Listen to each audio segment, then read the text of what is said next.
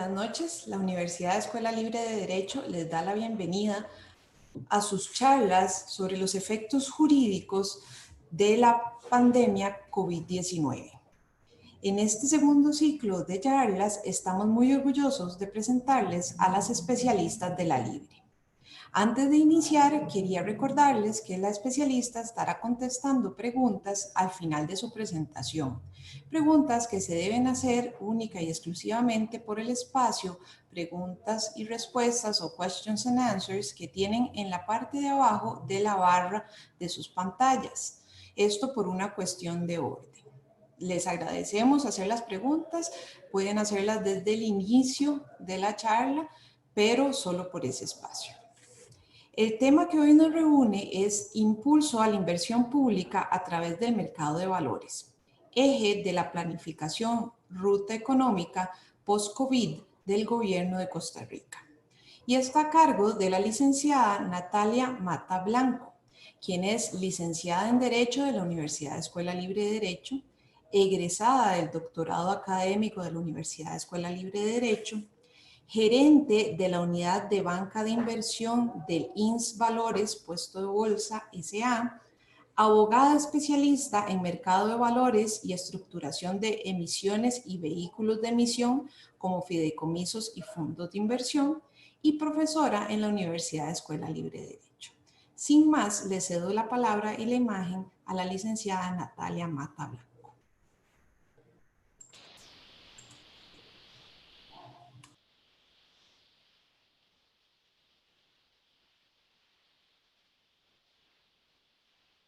Buenas noches. No tenemos imagen, Natalia. Vamos a ver. Por alguna razón no me veo porque no me estoy... Ah, ya. Listo. Ahí está. Buenas noches, ¿cómo están?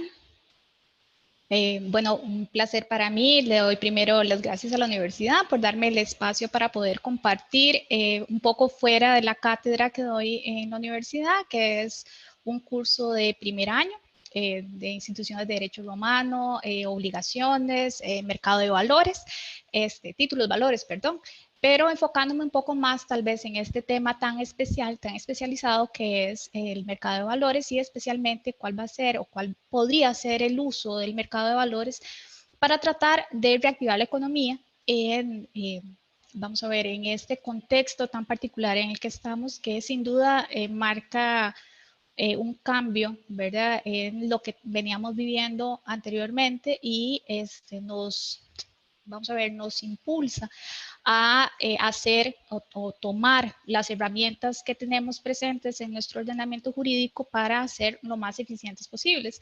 Entonces vamos a abordar un tema que es muy interesante, que es muy especializado, pero que al fin y al cabo tiene que ver con todos nosotros, ¿verdad? Porque a veces la gente piensa, bueno, el mercado de valores, lo primero que se le viene a la mente es algo muy específico, eso no tiene nada que ver conmigo, es solo para compañías que tienen mucho dinero, pero la verdad es que el mercado de valores, el mercado financiero, es algo que nos impacta directamente a nosotros en nuestras vidas cotidianas. Vamos a ver cómo hay aunque no lo sepamos, ¿verdad? Cómo debería haber un interés de parte de cada uno de nosotros en lo que es el mercado de valores, su funcionamiento y por qué es importante el mercado de valores dentro del ámbito de Costa Rica. Entonces, después de dar la bienvenida, voy a compartirles la presentación.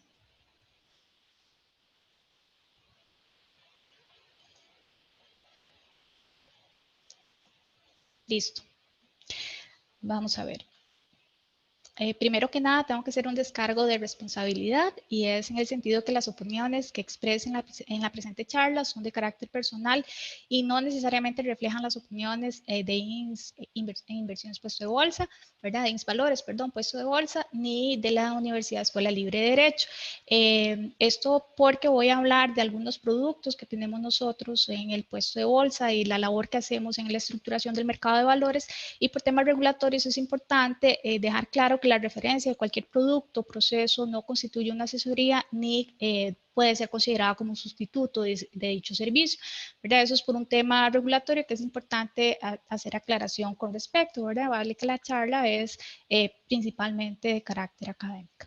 Ok, Entonces, entrando en materia, tenemos la pandemia, ¿verdad? O cuando se declara la emergencia en razón de la emergencia sanitaria por razón del COVID, ¿verdad? Se empieza a generar una serie de efectos adversos a la economía, no solo a la salud, ¿verdad? De las personas que están viendo afectadas, sino que la paralización de la economía genera también una serie de impactos adversos en el país, no solo en el país, sino que en el mundo.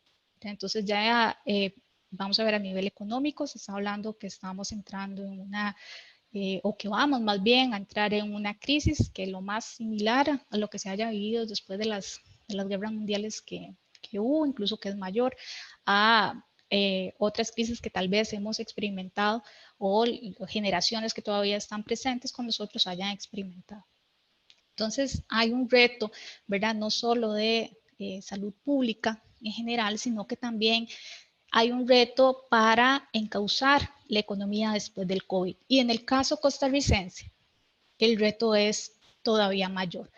¿Por qué ese reto es todavía mayor? Bueno, porque Costa Rica venía apenas tratando de paliar una situación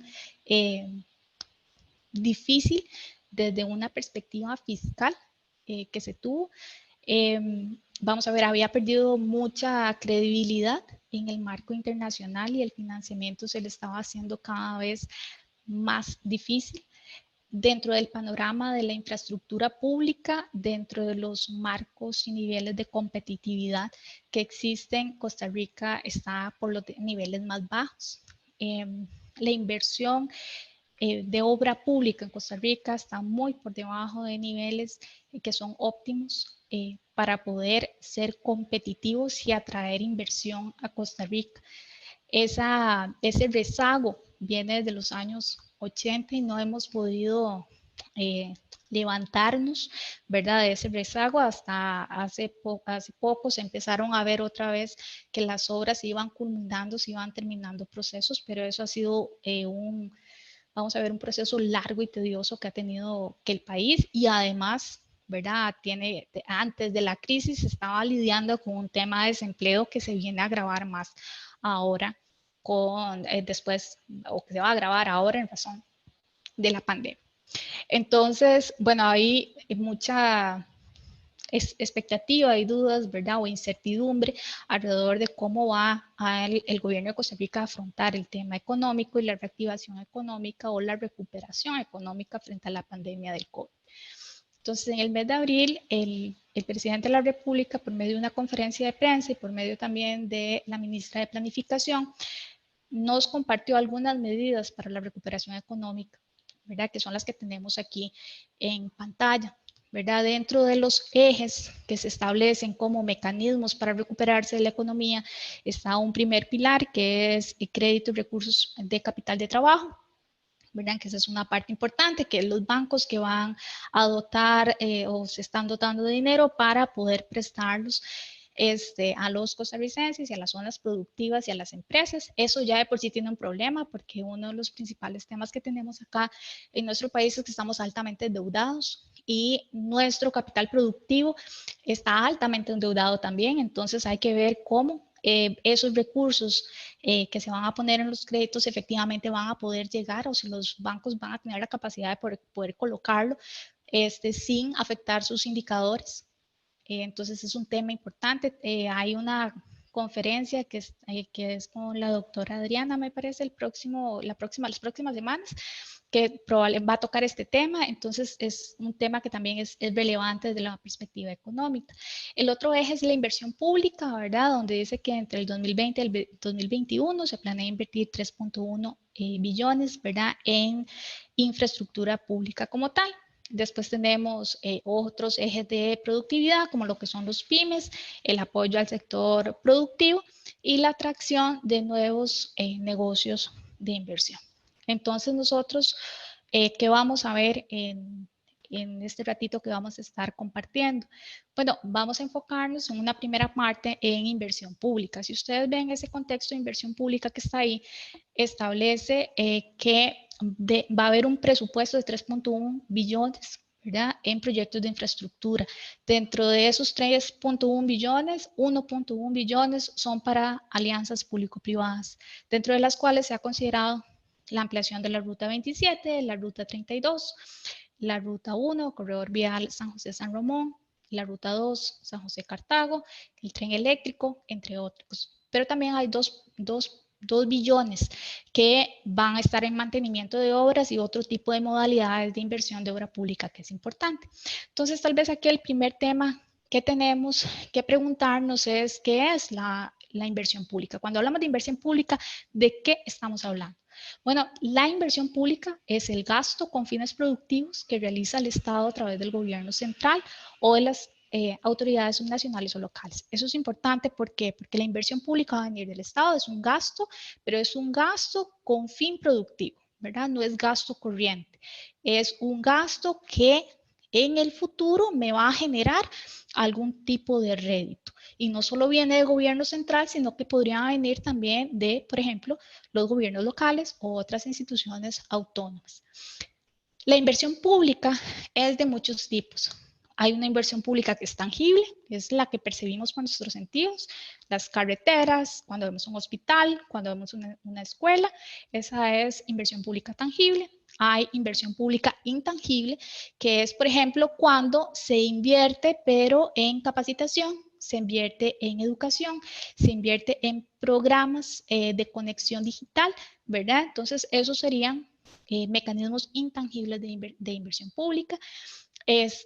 También tenemos que la inversión pública puede darse de forma directa, los recursos del Estado se ponen directamente para la construcción de una obra, o indirecta, que es que los recursos del Estado van para un tercero, ¿verdad?, que es el encargado de ejecutar y desarrollar la obra pública. Entonces, teniendo este marco general, nos vamos a volver a la filmina que teníamos, y cuando lo vemos desde esa perspectiva, muchos de estos temas que están en la hoja de ruta del gobierno para la reactivación económica son inversión pública, no solo la infraestructura. Esta parte que está acá de inversión pública de 3.1 billones, en realidad lo que se está refiriendo es al concepto de obra pública, es inversión pública tangible.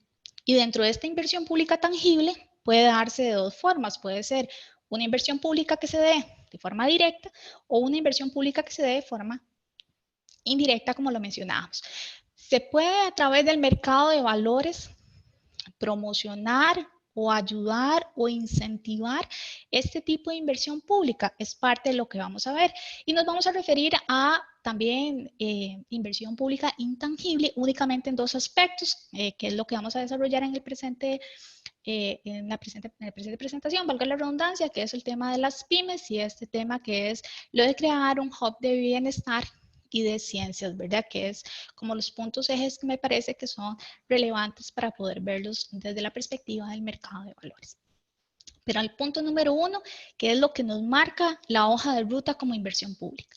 ¿Ya? Entonces, cuando en realidad nos hablan de 3.1 billones para inversión pública, lo que nos están hablando específicamente es de obra pública. Y cuando hablamos de obra pública, entonces necesariamente tenemos que referirnos a qué es obra pública. Entonces, obra pública son todas aquellas edificaciones, ¿verdad?, construcciones, proyectos, desarrollos que se realizan para el bienestar del público en general. Y como son para el bienestar del público en general, para satisfacer un interés general, y le corresponde al Estado, en este caso el Estado costarricense, dotar, ¿verdad?, al pueblo de la obra pública necesaria para poder satisfacer esos intereses generales que hay.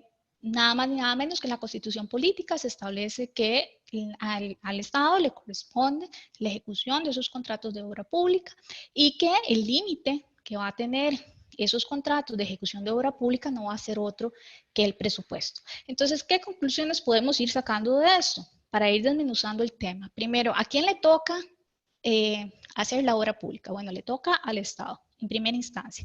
El Estado es el que tiene que velar, ¿verdad?, porque los intereses se satisfagan, y por lo tanto es el Estado el que le corresponde llevar como la cabecilla, la batuta, ir de primero en ese tema.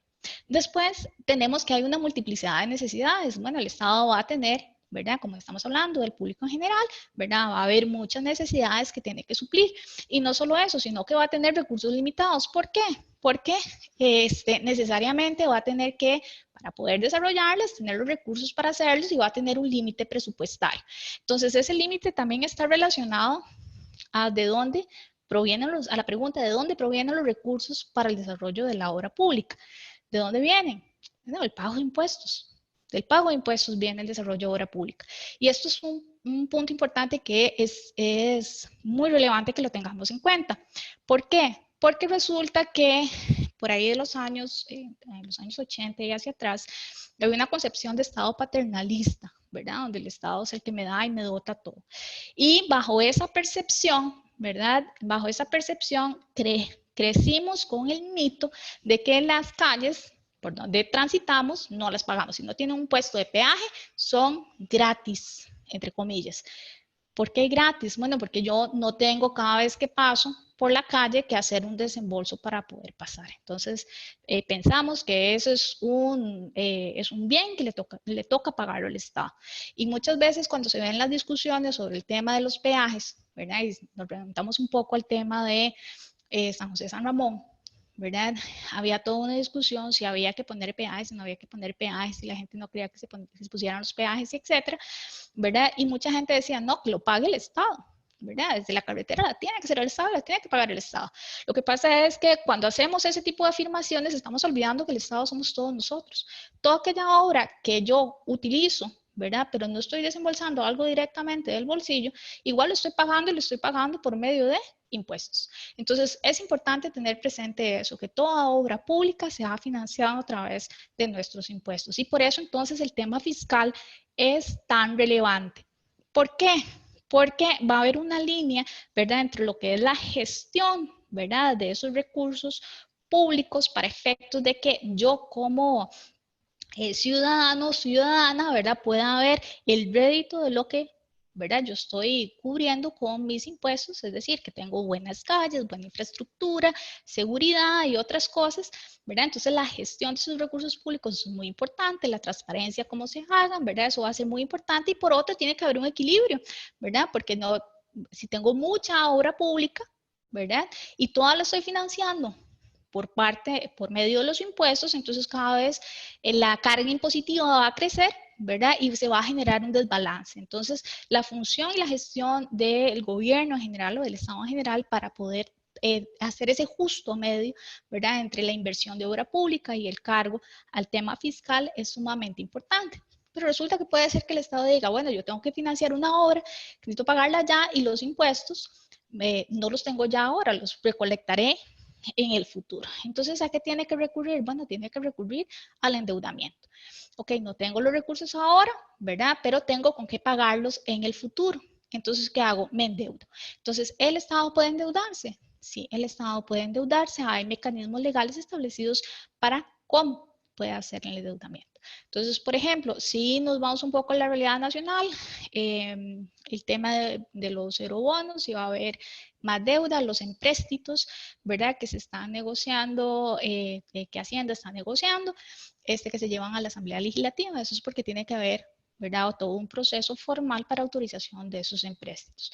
Pero al fin y al cabo, al final ese empréstito, ¿con qué se financia? Igual se financia ¿con qué?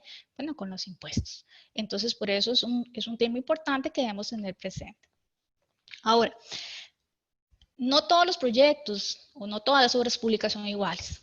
Podría tener algunos proyectos de infraestructura o algunos proyectos de desarrollo de obra pública que van a ser particulares. ¿Por qué? Porque me van a generar una rentabilidad. Porque por sí mismos pueden generar un flujo, ¿verdad?, que puede volver rentable el proyecto.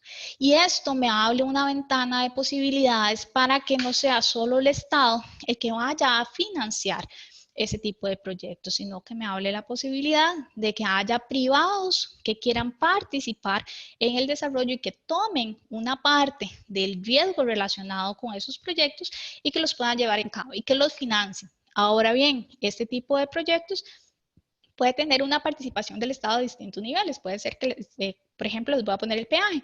Puede ser que se diga, bueno, se financia con los peajes, ¿verdad? O bueno, si ese peaje va a ser muy caro, puede ser que el gobierno dé un subsidio y pone un peaje sombra. Entonces dice, bueno, si no llega a un determinado límite, yo voy a subsidiar una parte de ese peaje para que los ciudadanos no lo sientan tan caro, ¿verdad? Pero eso es como sectorizar, ¿verdad? Efectivamente, eso es como la idea de que el que usa la obra sea el que la paga. Más o menos es la idea, y no que se reparta entre todos nosotros, de los que vayamos a utilizar o pagar la obra a través de los impuestos como tales.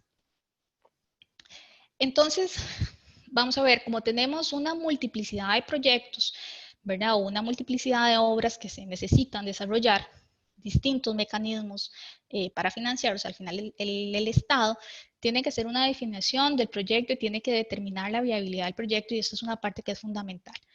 Tenemos una parte de preinversión, y esa parte de preinversión es la ingeniería, ¿verdad? De antes, que me va a decir qué es lo que necesito, cómo lo necesito, si efectivamente lo necesito, si es rentable, si no es rentable, ¿verdad? Y voy a darle todas las condiciones técnicas y financieras necesarias para poder, una vez que tengo el proyecto armado, uno, decidir si yo como Estado lo voy a ejecutar, o decidir si se lo voy a dar a un privado para que el privado lo desarrolle. Ahora, dárselo a un privado no es solo que el privado lo desarrolle, sino que la idea es que también comparta riesgos con el Estado. ¿Okay? Entonces usted comparte riesgos y comparte réditos también.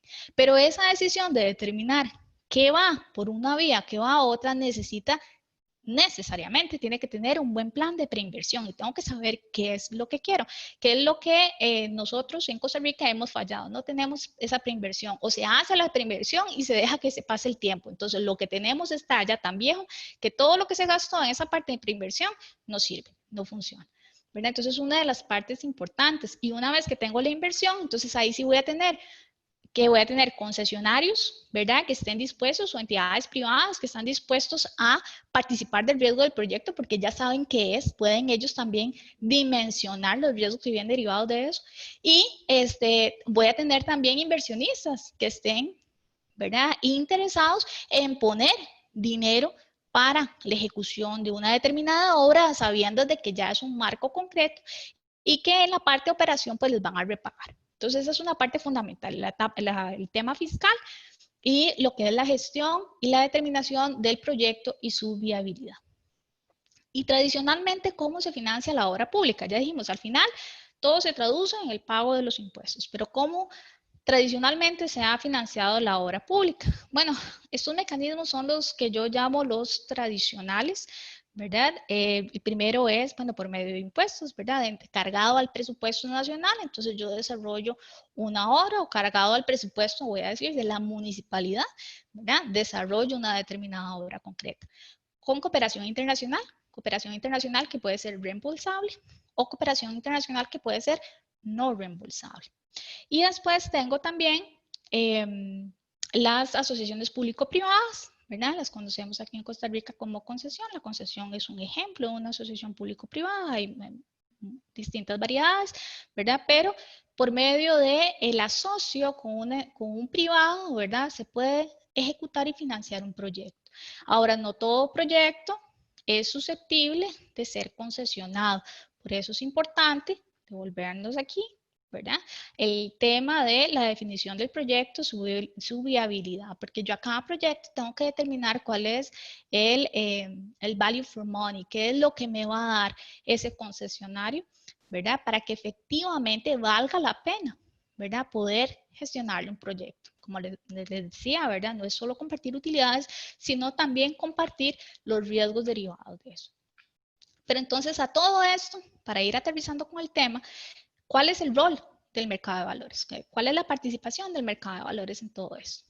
Bueno, antes de contestar a esa pregunta, tenemos que partir por el principio, ¿qué es el mercado de valores como tal? Entonces, si el mercado de valores es el lugar, ¿verdad?, donde se van a poner en contacto los oferentes de los valores, que son los que vamos a llamar emisores, y los demandantes de los valores, que son los inversionistas.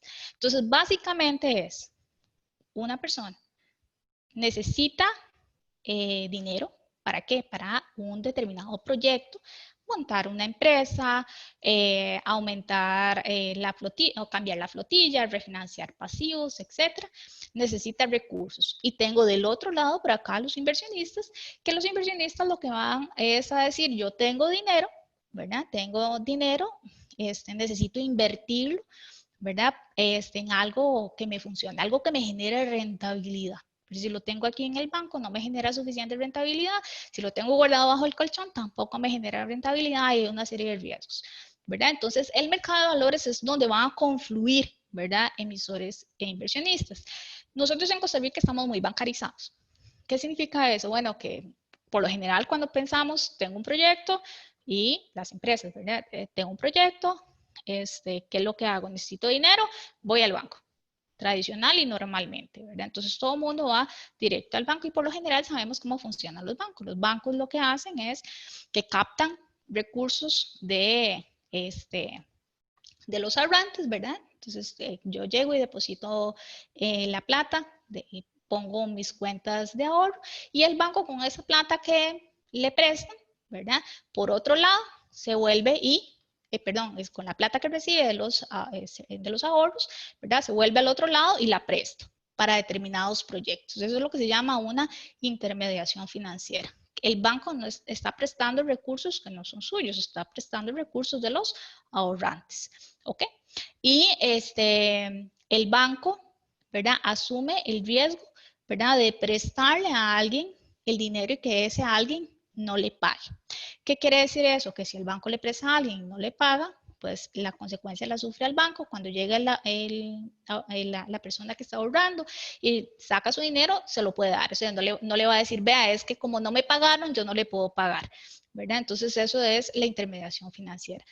Nunca hay un contacto entre la persona que requiere el dinero y el ahorrante. ¿verdad? El contacto se da por el banco y el banco es el que asume todos los riesgos como tales inherentes y algunas reglas de la intermediación financiera en Costa Rica, en la Ley Orgánica del Sistema Bancario Nacional y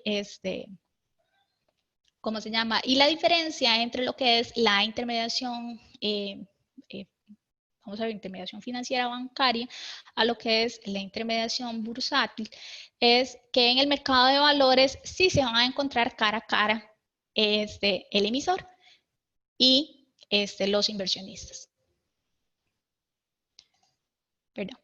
El emisor y los inversionistas como tales. Perdón, bueno, se van a topar cara a cara. ¿Qué quiere decir esto? Que estos ahorristas, ¿verdad? Perdón, estos emisores que requieren fondos, ¿verdad? Van a ir a los inversionistas y les van a decir, bueno, les ofrezco estos títulos que tengo acá.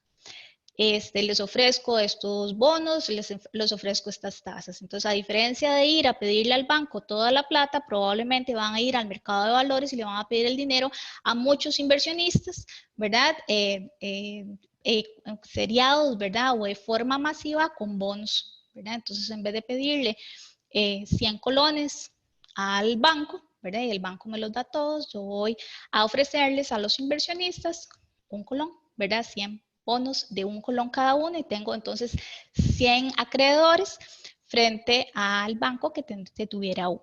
Ahora, esa intermediación que hay no se da sola, sino que se da por medio de los intermediarios bursátiles. Y dentro de los intermediarios bursátiles tenemos, bueno, la Bolsa Nacional de Valores, ¿verdad? Que es la que gestiona el mercado como tal. Todas las transacciones pasan por ella, sobre todo las transacciones de mercado secundario, porque en Costa Rica tenemos el principio, ¿verdad? De que toda transacción de mercado secundario necesariamente tiene que pasar por un intermediario de bolsa, que es el principio de concentración de mercado. Y también vamos a tener entonces los puestos de bolsa. Entonces el puesto de bolsa es lo que va a servir a este emisor de guía para que pueda ir al mercado y a este inversionista de guía para que pueda invertir. Entonces ese es el punto de la conexión que hay entre ellos. Entonces, cuando tenemos proyectos, no todo proyecto puede ir al mercado, tiene que ser proyectos grandes. Cuando hablamos de proyectos grandes, estamos hablando alrededor de 5 millones de dólares en adelante. Bueno, dependiendo del tipo de proyecto, ahora vamos a ver que en los bonos verdes no necesariamente se necesita tener, tener tanto, pero hay un interés particular en ese tipo de bonos como tales. Pero en su mayoría necesito que sea un volumen, ¿verdad? Suficiente como para que el costo de ir al mercado se absorba, ¿verdad? En la cuantificación del proyecto como tal. Permítanme un segundo. Ok. Ahora, ¿quiénes pueden ir a mercado? ¿Cualquiera puede ser emisor de valores de oferta pública? La respuesta es no. No cualquiera puede ir o no cualquiera puede ser emisor de valores de oferta pública. Para ser emisor de valores de oferta pública necesito pasar.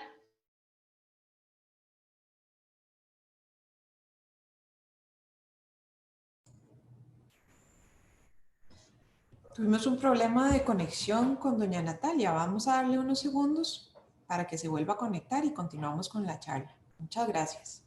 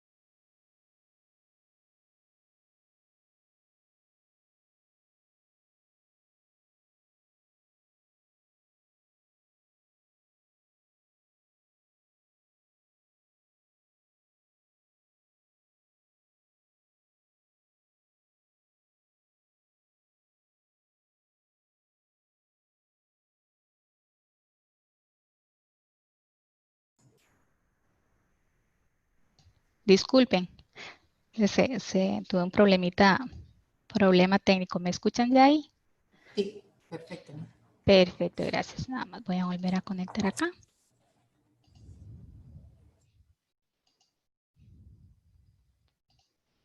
Ahí está en modo presentación, ¿verdad? Ok, entonces les decía que no todos los emisores pueden ir al mercado, sino que tienen que pasar por un proceso de autorización. Además de pasar por un proceso de autorización, la condición que les pone el mercado es que revelen información para poder conocer, ¿verdad?, qué es, en dónde se va a invertir, cómo se va a gastar, etcétera. Entonces, estos emisores pasan por un proceso de autorización ante la Superintendencia General de Valores y con base a su proyecto, ¿verdad?, pueden emitir, vean, aquí tenemos bonos, pueden emitir acciones o pueden emitir productos estructurados, que es donde vamos a tal vez ahondar un poco. Entonces, estos emisores que están acá, que son los que necesitan recursos, aquí vamos a tener, por ejemplo, una empresa como FIFCO, que es emisora de acciones, ¿verdad? Ellos lo que hacen, entonces, cuando yo compro una acción, yo participo, ¿verdad?, en la empresa, no soy una acreedora de la empresa, sino que voy a recibir de las ganancias que tenga la empresa, recibo una porción, ¿verdad? Y si la empresa tiene pérdidas, pues también no voy a recibir utilidades con respecto a ello. Además, tengo una serie también de derechos corporativos para la toma de decisiones, dependiendo del tipo de acción que tenga. Tengo también la emisión de bonos. Por ejemplo, La Nación es emisora de acciones, emisión de bonos, emisora de bonos también. ¿Qué es lo que es? Son emisores de deuda, ¿verdad? Estos bonos son deuda. Entonces, si yo compro un bono de La Nación, lo que quiere decir es que yo soy acreedora de la nación, le he prestado plata a la nación para que realice uno u otro proyecto. Y después tengo aquí productos estructurados. ¿Y qué son los productos estructurados? Bueno, básicamente voy a hablar de lo que son los financiamientos de proyecto a través de las titularizaciones. Y las titularizaciones son mecanismos de financiamiento que se basan en el project finance. ¿Qué quiere decir eso? Que yo tengo un proyecto ese proyecto me genera flujos futuros y yo lo que voy a convertir es ese flujo futuro en líquido ya, desde ahora. Vamos a entrar un poquito a eso. El financiamiento de proyectos en Costa Rica está regulado desde la perspectiva de emisiones en, bueno, la ley reguladora del mercado de valores, el reglamento de oferta pública. También puedo financiar proyectos, como les decía, por medio de la titularización. Que está regulada en el reglamento de titularización, y hay financiamiento de proyectos que pueden hacerse por medio de fideicomisos, por medio de sociedades especiales y por medio de fondos de desarrollo de proyectos como tales. Me voy a referir a la titularización porque en realidad estos dos que hay acá, el financiamiento de proyectos y el fondo de desarrollo de proyectos, son derivaciones de esta titularización. En realidad son lo mismo. Internacionalmente hablando, cuando hablamos de titularización, estamos hablando de toda la técnica del Project Finance, que incluye estas dos. En Costa Rica, por un tema regulatorio de riesgo, se decidieron separarlas, pero en el fondo, en el contexto, es la misma idea. Entonces, ¿qué es la titularización? Bueno, una titularización es que yo voy a tener un originador de flujos. Tengo a alguien que tiene flujos constantes, futuros y periódicos, ¿verdad? Y lo que va a hacer es ceder esos flujos a un vehículo de propósito especial que dentro de los más normales o los tradicionales están los fondos de inversión y están los fideicomisos. En otros países hay algo que se llama las universalidades que también los manejan. Y este fideicomiso, vamos a hablar de fideicomiso, que es lo que más conocemos acá en Costa Rica. Este fideicomiso lo que va a hacer es, vamos a ver, va a salir a captar al público, ¿verdad? Va a decir al inversionista, présteme plata para desarrollar un X proyecto. Entonces, este inversionista le va a preguntar, pero ¿usted cómo me va a pagar a mí? Bueno, esto, los inversionistas le van a decir, bueno, ¿cómo me va a pagar? Y el fideicomiso le va a decir, bueno, con este flujo de futuro, ¿verdad? Con ese flujo de ingresos futuros que yo tengo acá. Bueno, ¿y funciona o no funciona? ¿Qué tipo de originadores puede haber? Bueno, originadores de cartera, tenemos la cartera de las carteras titularizadas, ¿verdad? Carteras hipotecarias, entre otras, pero también tengo algunos proyectos, ¿verdad? Que son susceptibles, ¿verdad? Como arrendamientos, ¿verdad? Que hay inmuebles que me generan un flujo futuro. Tengo inmuebles que están todos arrendados. Esos contratos de arrendamientos están por 10 años, 5 años, 20 años, etcétera. Me generan un flujo futuro que yo puedo ceder a este vehículo de propósito especial, y contra eso va a salir a emitir el inversionista, me va a, vamos a ver, va a comprar el riesgo basado en qué, en este flujo futuro como tal. Un ejemplo concreto, el Cuerpo de Bomberos realizó hace ya 5 años una titularización, ¿verdad? Y el Cuerpo de Bomberos, el principal problema que tenía, no, problema no, tenía la necesidad, ¿verdad?, de crear infraestructura, ¿verdad? Tenía que crear varias estaciones metropolitanas porque las que tiene aquí en San José pues estaban muy viejas, ya no cumplían con los requerimientos, y adicionalmente las máquinas de bomberos no les entran, no tenían tampoco dónde almacenar agua, y los camiones cisterna los guardan en Coronado. Entonces, cuando había una emergencia en San José Centro, tenía que salir el carro o el camión, ¿verdad? Cisterna desde Coronado y llegar hasta la emergencia en San José para poder darle sustento de agua. Lo que genera un caos. Entonces, imaginémonos en hora pico el camión cisterna tratando de llegar a tiempo en una emergencia donde los minutos son sumamente importantes. Entonces, ¿qué hace el Cuerpo de Bomberos? El Cuerpo de Bomberos dijo, bueno, yo necesito construir 2 estaciones metropolitanas grandes que van a concentrar toda la zona, la norte y la sur. Yo tengo identificados 2 terrenos donde puedo hacer la construcción de la obra. Pero esos recursos para la construcción de la obra, si yo los saco ya de mi bolsillo, me voy a quedar sin hacer cualquier otro proyecto durante mucho tiempo. Lo que implicaba un problema, porque también tienen que invertir en zonas fuera del área metropolitana. Entonces dijeron, bueno, ¿cuáles son mis opciones? Puedo ir al banco, ¿verdad? El banco me puede prestar dinero, pero genera un endeudamiento, o puedo ir al mercado de valores. ¿Qué hicieron para ir al mercado de valores? Bueno, yo fui estructuradora del proceso, por eso me refiero con propiedad. El Cuerpo de Bomberos se financia a través de una ley. La ley de mercado de seguros establece que un 4% de todas las primas que las aseguradoras recauden, ¿verdad? Va para el financiamiento del cuerpo de bomberos. Entonces, todos los meses, ¿verdad? De la recaudación de las primas, un 4% pasa directamente a bomberos y eso está por ley. Incluso tiene fuerza ejecutiva. Si el cuerpo de bomberos no recibe por parte de alguna aseguradora, ese 4% de las primas puede cobrarlo, ¿verdad? Puede ir, pide un título ejecutivo o a la vía ejecutiva a cobrarlo como tal. Eso hace que ese flujo, ¿verdad? Tenga un historial hacia atrás muy seguro. Sabemos cómo se comporta el mercado de seguros, vamos a tener un comportamiento muy estable, sabemos que es cíclico, cómo funciona y además es muy seguro también, ¿verdad? Porque vamos a ver, no solo tiene un respaldo legal, sino que también el mercado de seguros en Costa Rica pues es muy sólido. Entonces, ¿qué fue lo que hizo el mercado, el cuerpo de bomberos? Dijo, bueno, si yo tengo un 4% de las primas de seguro que me entran todos los meses, yo voy a ceder, no la totalidad, una porción de ese 4% a un vehículo de propósito especial, que es este fideicomiso de acá, y contra ese flujo, el fideicomiso va a emitir y le va a decir al inversionista, présteme plata. Y los inversionistas le van a decir, ¿y con qué me va a pagar usted? Con esta porción del 4% de las primas que Bomberos me está cediendo. Se fue como pan caliente esa emisión. ¿Por qué? Porque todos los inversionistas, sobre todo las institucionales y las operadoras de pensiones, vieron la oportunidad de un mecanismo seguro, ¿verdad? Para poder invertir, que le dio la posibilidad al cuerpo de bomberos de tener 2 megaestaciones para la atención de las emergencias como tales. Es un ejemplo que es muy bonito, ¿verdad? Es reciente, ¿verdad? Pero hay otros ejemplos de titularizaciones en Costa Rica de obra pública, como es las hidroeléctricas del ICE, Cariblanco, Peñas Blancas y Garavito, también se han hecho con mecanismos de titularización.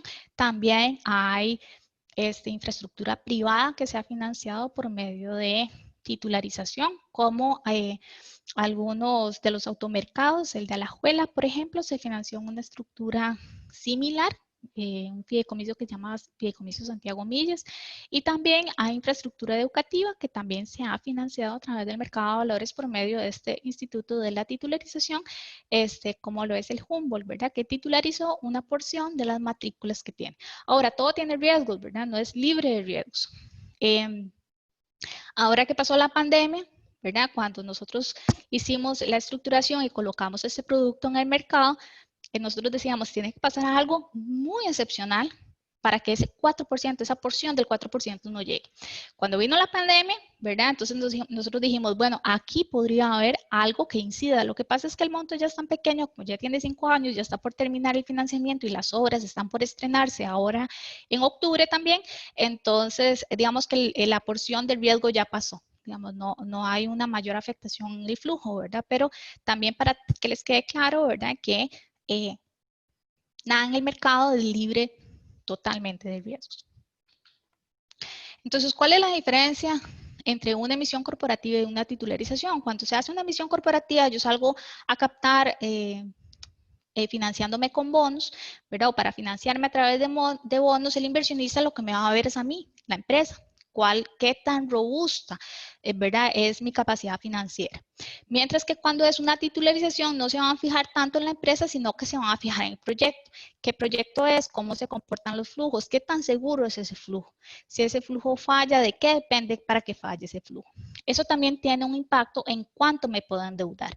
Si es, vamos a ver, si es una emisión corporativa, me puedo endeudar hasta 4 veces lo que establezca mi patrimonio.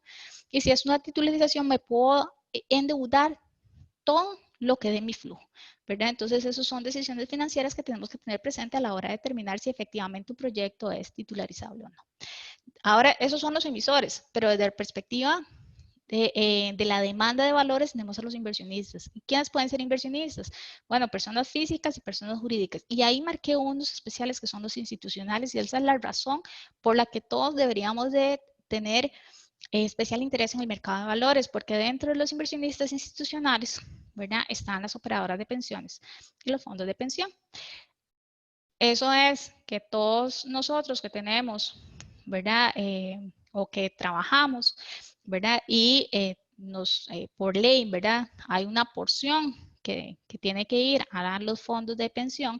Esos fondos de pensión que son administrados por las operadoras de pensiones tienen esa bolsa de plata, por decirlo de alguna forma, y tienen que ir a invertirla a algún lado. ¿Ok? Entonces, ¿a dónde van a ir a invertir? Si el mercado costarricense, el gran problema que tiene es que está mayoritariamente concentrado en gobierno. Todo es gobierno, entonces no hay diversificación. Entonces, ¿qué se necesita? Bueno, se necesita que haya emisores privados, una multiplicidad de emisores privados a donde estos inversionistas institucionales puedan ir a poner dinero y que no se tengan que llevar esos recursos para invertirlos afuera, ¿verdad? Entonces, no es que cuando decimos que los fondos de pensiones van a financiar la obra pública, se puede, sí se puede hacer, siempre y cuando los proyectos sean bien pensados, bien definidos. Y es muy importante, ¿verdad? Porque es el dinero de las pensiones de todos y todas nosotras, que los proyectos hayan pasado por un examen de rentabilidad para efectos de, ¿verdad? Tener la certeza jurídica de que, pese a que tengan algún riesgo, ¿verdad? Hay alguna certeza de que efectivamente me va a generar algún tipo de rendimiento que no son tan riesgosos como para poder perderlo todo, ¿verdad? En distintas circunstancias. Entonces, eso es importantísimo porque justo ahora que pasó el tema del COVID y la pandemia, que hubo una caída de los mercados en general, en Costa Rica particularmente, que está, digamos, los grandes emisores es el gobierno y las entidades financieras. Y dentro de las entidades financieras están los privados y las entidades financieras privadas eran las que estaban emitiendo y las que salieron, entre comillas, ganando con las emisiones. ¿Por qué? Porque la gente quería refugiarse en alguien que no fuera gobierno, ¿verdad? Y las opciones que tenían eran muy limitadas, ¿verdad? Entonces, si tengo muchas personas que quieran venir a invertir conmigo, entonces pues yo me puedo dar el lujo a no ofrecerle suficiente tasa, entonces no se vuelve tan rentable. Entonces eso marca también una importancia o la importancia de que haya una pluralidad de emisores, ¿verdad? En donde se pueden ir a poner esos recursos y que sea un balance de vuelta entre el interés del emisor, ¿verdad? Que quiere invertir a una tasa, perdón, quiere emitir a una tasa muy baja y el inversionista que quiere más bien invertir a una tasa alta. Me vuelvo acá. Entonces, para ya aterrizar en el punto, obra pública y el mercado de valores, ¿cuál es el rol? Bueno, si estamos hablando en esquemas de financiamiento por medio de una APP y una concesión, tenemos que tener presente de que la APP, el esquema de financiamiento que va a tener una parte capital, que es el CAPEX, ¿verdad? Los concesionarios van a poner un aporte de capital para poder participar en la inversión. Hay otra parte, ¿verdad? Que le van a pedir prestada. Y es ahí donde se abre, vamos a ver la ventana para el mercado de valores, para que a través del mercado de valores las operadoras de pensiones puedan participar como acreedoras de proyectos que son concretos por medio del mercado de valores. También podría ser que esta misma APP, ¿verdad? Como Autopistas del Sol, haga una captación en el mercado de valores por medio de una emisión corporativa, pero en el fondo lo que tiene es los flujos del proyecto, que es un régimen también de titularización. ¿Dónde más podemos ver al mercado de valores como mecanismo que impulse la inversión pública? Bueno, los gobiernos locales. Los gobiernos locales, a través de la ley 8114, ley para la transferencia de las competencias para la atención plena y exclusiva de la red vial cantonal, reciben una porción de el impuesto a la gasolina. Entonces, y se los dan con un fin específico. Es para que desarrollen obra pública. ¿Cuál obra pública? Red vial cantonal. Ese mecanismo es muy parecido, o ese insumo es muy parecido al 4% de las primas del cuerpo de bomberos. Entonces, ahí hay un flujo que es perfectamente titularizable.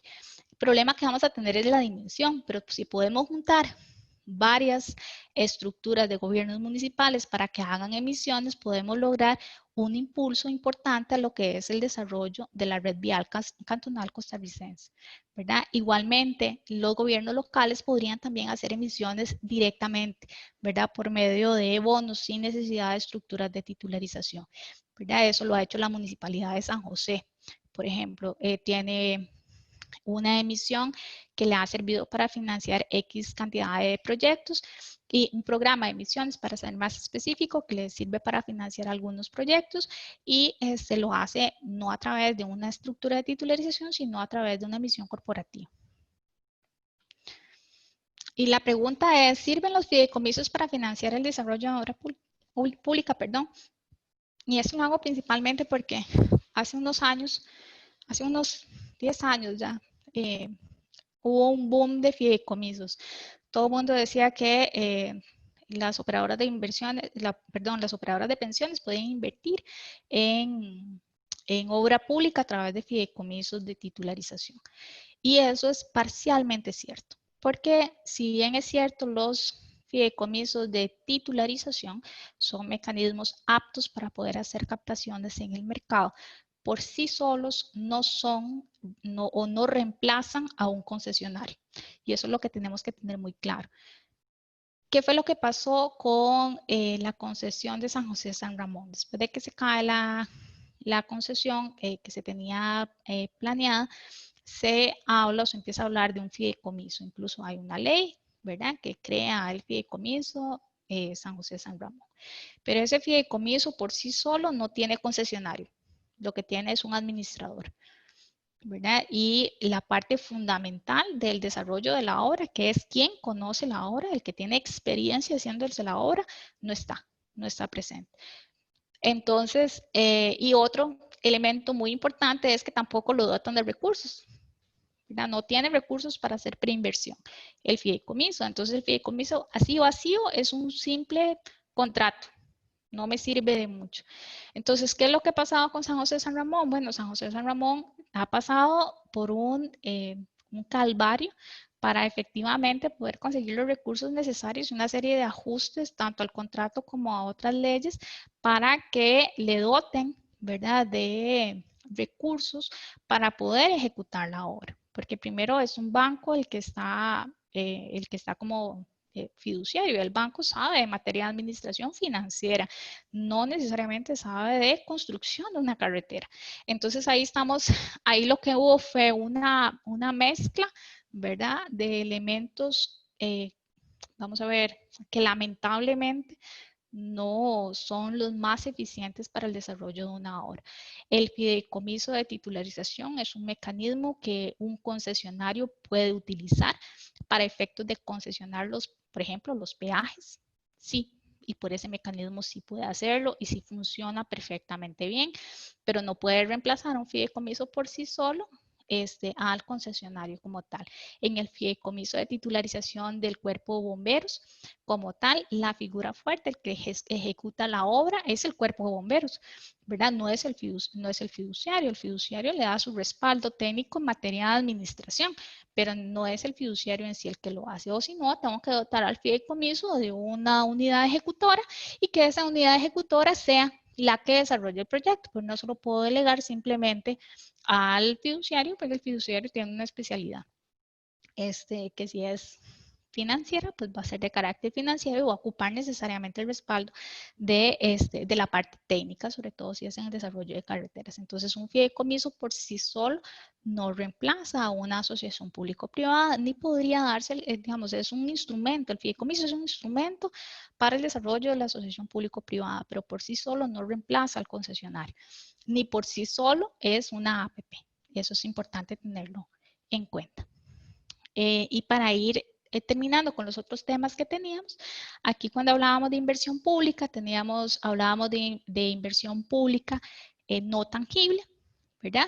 Que es el tema de las pymes que conversábamos al principio y el Hub de Bienestar de Ciencias, ¿verdad? Y es porque el gran problema que tenemos en Costa Rica es que todos los emprendimientos se financian de dos formas. Bueno, por capital ángel o capital amigo, ¿verdad? Es decir, yo tengo mis propios recursos y yo invierto mi dinero, mis papás me prestan o algún amigo me presta, ¿verdad? O invierte capital para que pueda desarrollar mi proyecto productivo como tal, ¿verdad? Y me endeudo. Estamos altamente endeudados, pero no hay vamos a ver, no tenemos un capital o un mercado de capitales suficientemente sólido para poder financiar a estas empresas. Entonces, con el COVID, ¿qué ha pasado? Bueno, hay que muchas empresas que son buenas, pero que están endeudadas, ¿verdad? Y probablemente ya no tengan más espacio los socios iniciales para dar aportes de capital. Entonces, y el gobierno dice, bueno, les voy a dar, ¿verdad? Voy a abrir nuevos créditos, pero si ya estoy sobreendeudada, eso no me va a resolver. Entonces, el mercado de valores podría, ¿verdad? Servir como mecanismo de capitalización para estas pymes, ¿verdad? Y poder asegurarse, ¿verdad? Asegurarnos como país que el capital productivo de Costa Rica se quede en Costa Rica, ¿verdad? Por medio del mercado de valores. Igual, si quiero poner un hub de bienestar y ciencias, ¿verdad? Y ahora aprovechando un poco el tema de que Costa Rica se ha visto muy bien con el manejo de la pandemia, con el tema de las vacunas y la investigación de científicas y otras cosas, bueno, eso lo puedo hacer por medio también de financiamiento de capital, ¿verdad? No de deuda, como estábamos hablando antes, sino de capital por medio del mercado de valores. ¿Y cómo lo hago? Bueno, por medio del desarrollo de capitales, ¿verdad? Con financiamiento de capital de trabajo, con fondos de capital de riesgo. Los fondos de capital de riesgo están regulados en la Ley Reguladora del Mercado de Valores y hace poco hubo una reforma con la Ley 96-95, ¿verdad? Que lo que va a es a incentivar capital semilla y capital de riesgo para emprendimientos. Entonces, eso lo que pretende es crear fondos de inversión que puedan hacer un pool, ¿verdad? De pequeñas o de emprendedores de diferentes tipos. Y entonces yo voy a tener ya seleccionadas, yo como inversionista, voy a tener seleccionadas las empresas y voy a invertir directamente capital en ellos, ¿verdad? Puede ser también, bueno, participaciones y eventualmente deuda, dándole garantías y otras cosas y dando más seguridad jurídica para que el inversionista pueda participar en la capitalización de esas pymes como tales.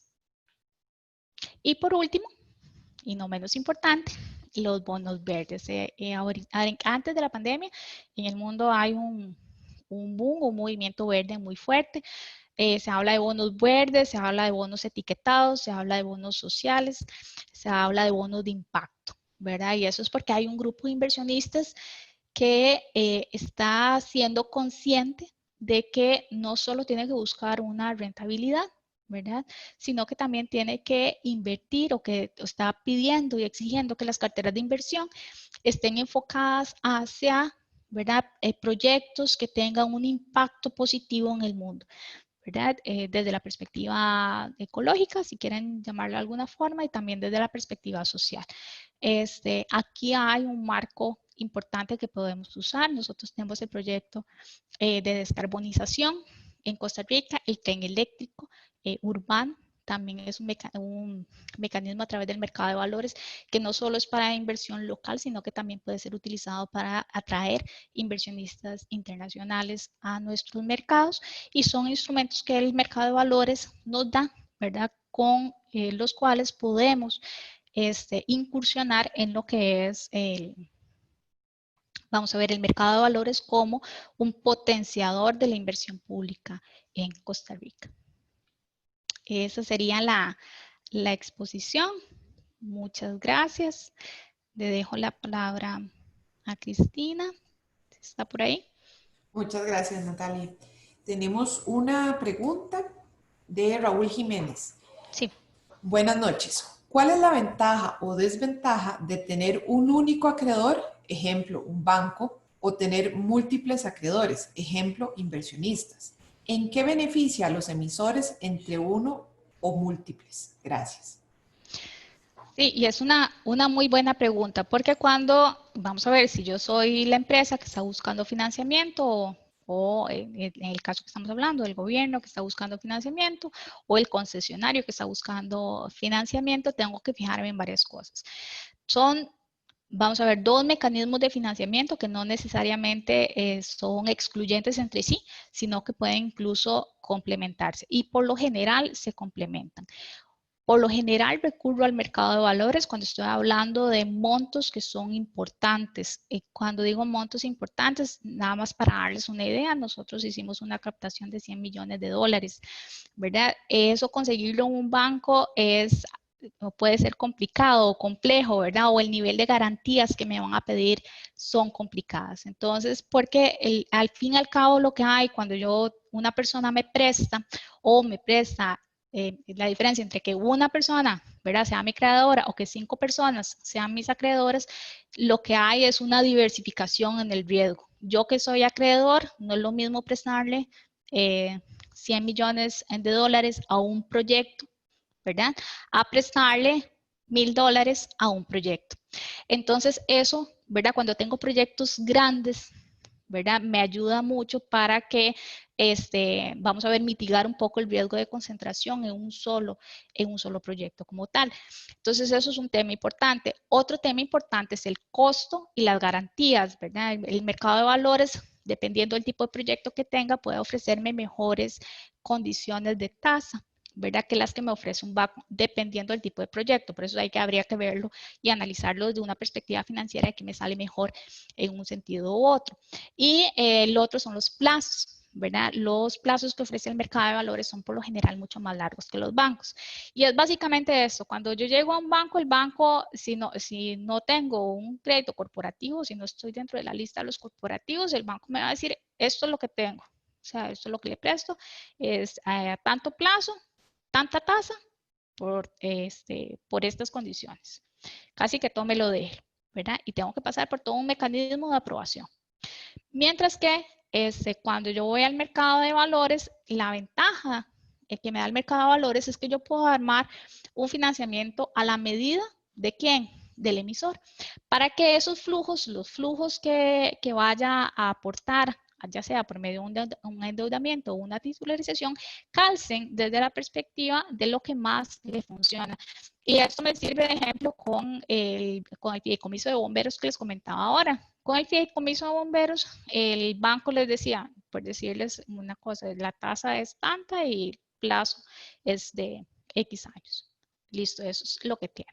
Pero cuando ellos hacen el cálculo a lo interno, ¿verdad?, lo que tienen que pagar mensualmente por el crédito que les ofrece el banco, los deja sin mucho capital de trabajo para ellos poder hacer otros proyectos como tales. Cuando hicimos el fideicomiso, ordenamos los pagos en 5 emisiones que iban como en escalera. Entonces empezaba unos años siendo mucho y después en la medida que iba avanzando con el tiempo se iba haciendo cada vez más pequeño.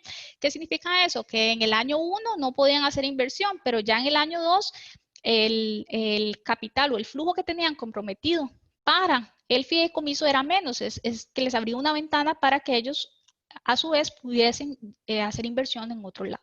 Entonces eso lo que me da es mucha flexibilidad para la hora de planificar un proyecto y que me vaya calzando con mis flujos de caja. Muchas veces también en un momento determinado voy al banco y me ponen una tasa, ¿verdad? Entonces me dicen es la prime más 7 puntos, ¿verdad? De spread, ¿verdad? Y resulta que después por X condiciones de mercado, esa tasa está muy alta y para entrar a hacer un proceso de renegociación con el banco es altamente complicado. Entonces podría utilizar las tasas de mercado para cambiarme y refinanciar mis pasivos para que me salgan más baratos, ¿verdad? Pero eso son como parte de, vamos a ver, las combinaciones que podemos hacer. Las estructuras de titularización, por ejemplo, me parece que es Cariblanco, tiene una estructura doble, tiene un empréstito con KfW y tiene la titularización por medio de bonos, ¿verdad? Entonces no son tampoco excluyentes entre ellas, sino que también se complementan. Muchas gracias. Hay otra pregunta de Raúl Jiménez. ¿Podría ampliar un poco sobre lo que mencionó sobre el tema de la titularización en los gobiernos locales en torno a la 8114 y a la 9329? Ok. Vamos a ver. ¿Cuándo puedo titularizar? Para la primera pregunta es, tengo que tener un flujo que sea titularizable. ¿Qué quiere decir un flujo titularizable? Bueno, tiene que ser un flujo futuro que sea predecible, ¿verdad? Que esté ya constituido. Si tiene historial mejor, aunque puede que no lo tenga. Entonces, si yo tengo, por ejemplo, todos los meses o todos los años o cada semestre, yo sé que Hacienda o el tesoro, ¿verdad? Me va a girar X cantidad de dinero, que es lo que me corresponde por el impuesto a la gasolina, ¿sí? Un 22.3% creo que es lo que le corresponde a las municipalidades del impuesto a la gasolina. Pero yo lo tengo ya cuantificado. Yo sé que todos los meses o cada 6 meses, dependiendo de los giros que me vaya haciendo Hacienda, me llega ese monto. Y yo sé que esos montos que me llegan tienen una finalidad específica o una finalidad especial. Es decir, únicamente los puedo utilizar para la construcción de la vía cantonal. ¿Ok? Entonces, esos recursos que yo tengo, ¿verdad? Yo digo, bueno, el problema que tengo es que yo sé que esto lo voy a seguir recibiendo por 5 años, voy a seguir recibiéndolo por 7 años, podría seguir recibiéndolo por 10 años en estas mismas cantidades y proporciones, pero al año no tengo suficientes recursos como para hacer la obra cantonal. Es decir, tengo que empezar a ahorrar o invertir desde ya para tal vez dentro de 4 o 5 años poder hacer la obra, porque ahorita en ese momento no me alcanza, porque si voy a hacer una contratación, en la contratación, uno de los principios de contratación administrativa es que yo tengo que tener recursos o tengo que certificar que tengo ya los recursos disponibles para poder hacerlo y eso no lo tengo.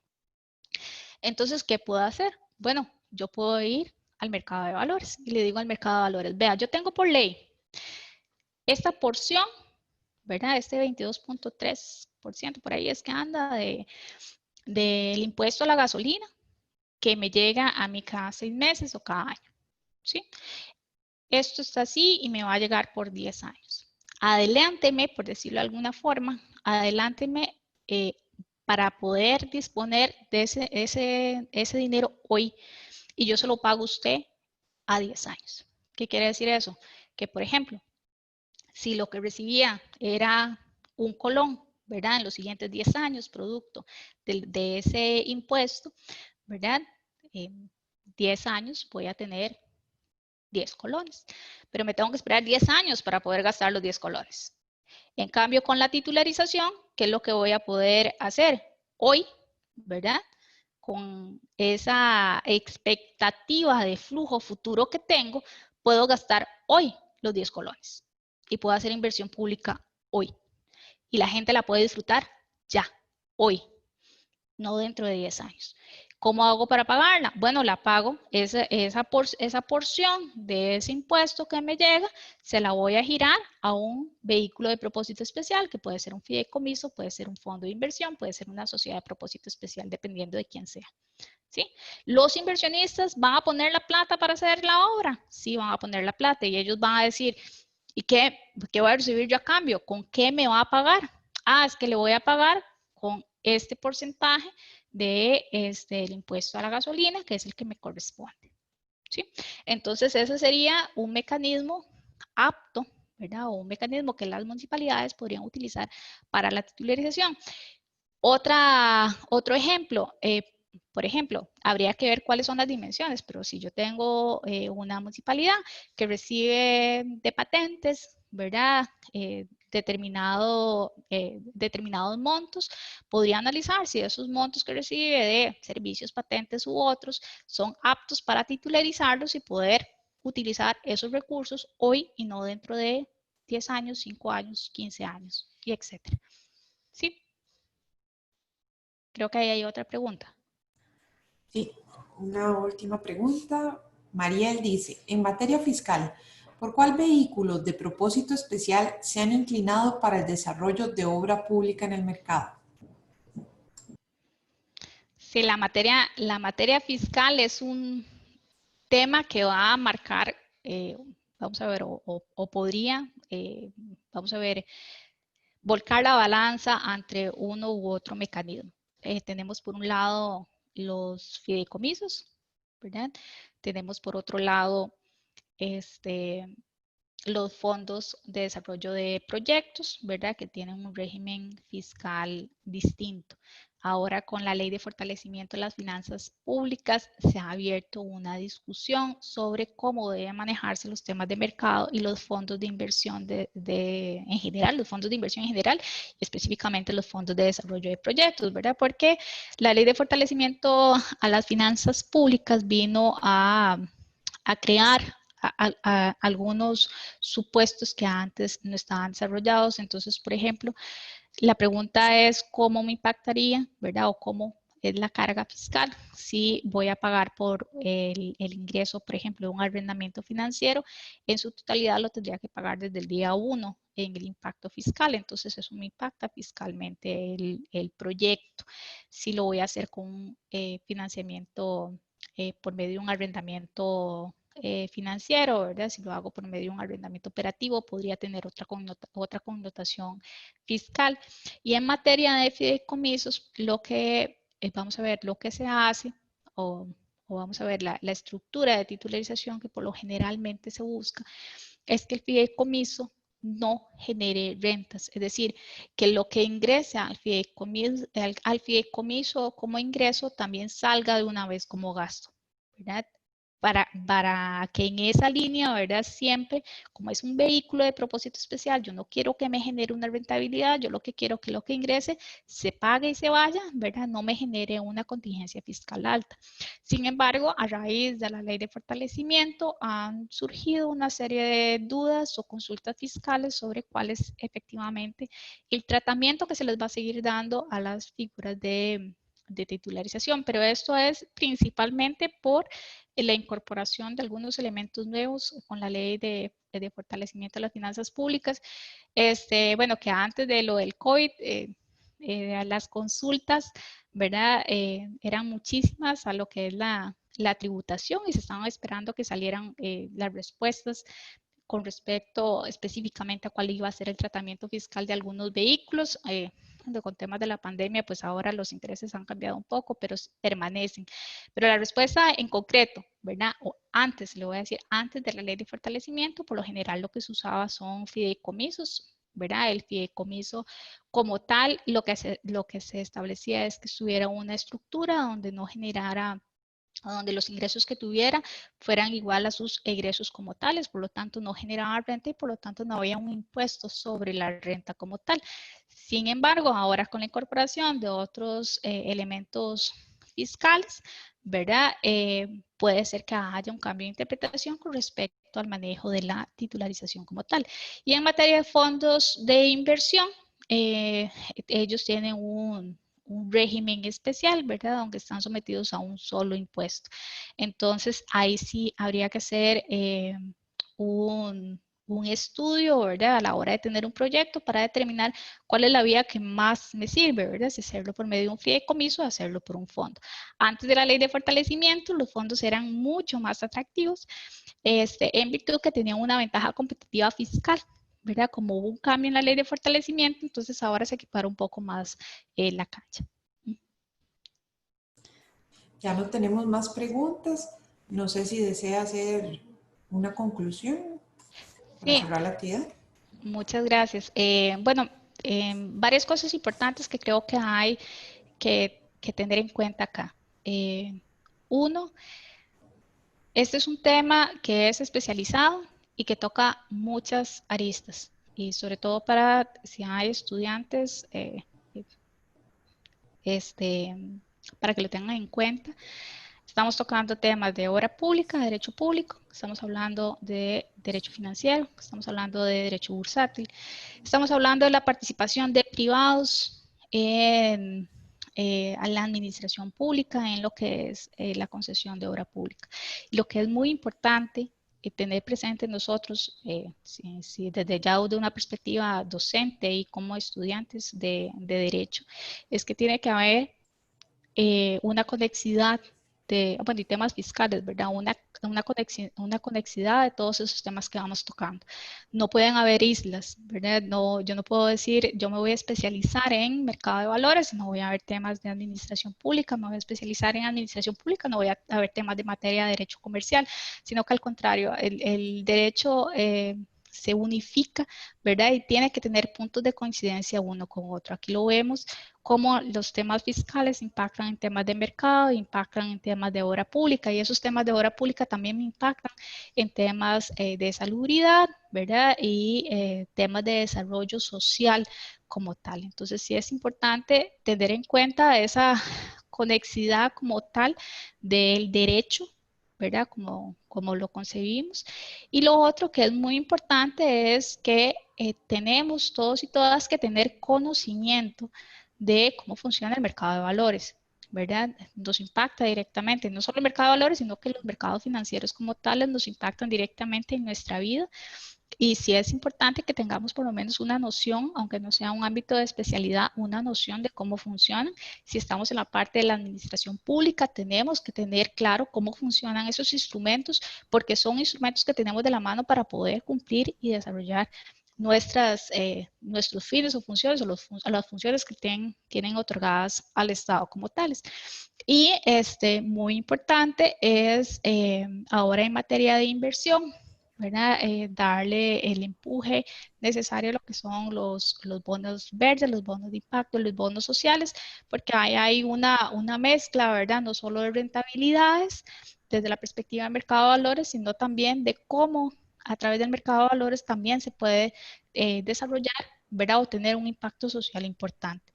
Entonces, el mercado de valores, recuerden, es un instrumento más que me da el ordenamiento jurídico y que necesariamente se vea intrínseco en otra serie de temas. Y también en nuestra función como abogados y abogadas es muy importante tener presente esa integralidad, ¿verdad? No podemos aislarnos en una especialidad, sino que necesariamente tenemos que verlo como un mundo, ¿verdad? Que se va uniendo poco a poco y tenemos que ver cómo interpretamos las normas para que efectivamente haya un adecuado uso de esos instrumentos que el ordenamiento jurídico nos presenta.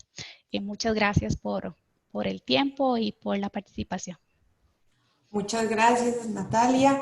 Ante tan completa conclusión, no me queda más que darle las gracias por su participación. Una excelente charla. Creo que todos hemos visto satisfechos nuestras dudas y por lo que estábamos conectados. Y a las demás personas recordarles que continuamos con el ciclo de videoconferencias este sábado 13 a las 10 de la mañana con la charla ¿Qué esperar desde la perspectiva fiscal ante la coyuntura del COVID-19? Buenas noches y muchas gracias.